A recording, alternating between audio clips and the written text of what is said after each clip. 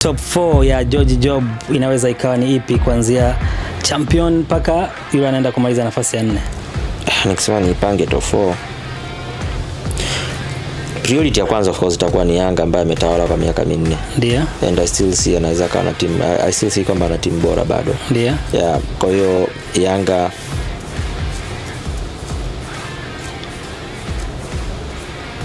Simba yuko na timu nzuri pia. Simba yupo kwenye second. Ndio.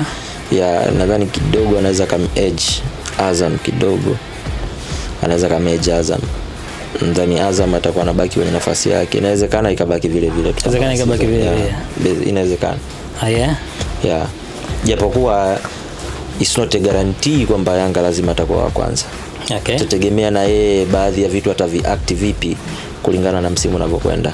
Kama ili swala analiaddress vipi the pressure ya coaching na mambo mengine. Yeah.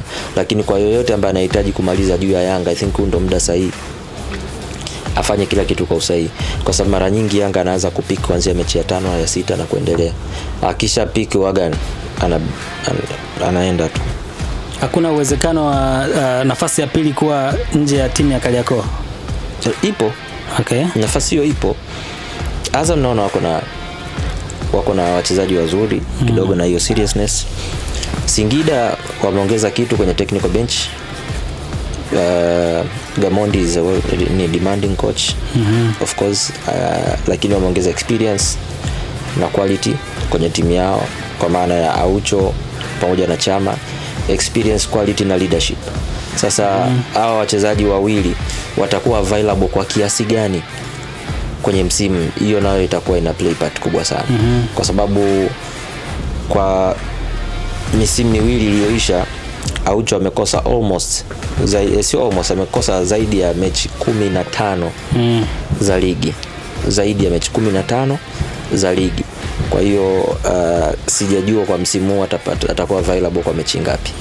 Lakini ni moja kati ya wachezaji ambao wanahitaji awe available almost kwenye kila mchezo. Same applies kwa Chama. Quality ipo, lakini atakuwa available and fit kwa muda gani? Kwa hao watu wataplay significant role, lakini na wao wenyewe pia kama watafanikiwa kushinda kwenye hizi mechi kubwa against Simba, against Yanga, against Azam, basi nafasi yao itakuwa iko vizuri zaidi. Bana, T-Point Decor ndio ambao wametisha kabisa kuweka hii set vizuri kabisa, ambapo umemsikia George Job, lakini pia Edson Wilson aka Baby Boy 306 Flows, Faith in God, Positive Vibes Only, nikuletea nondo hizi hapa za kimichezo. Nyuma ya kamera alikuwepo Abasi Mgaza. Till next time.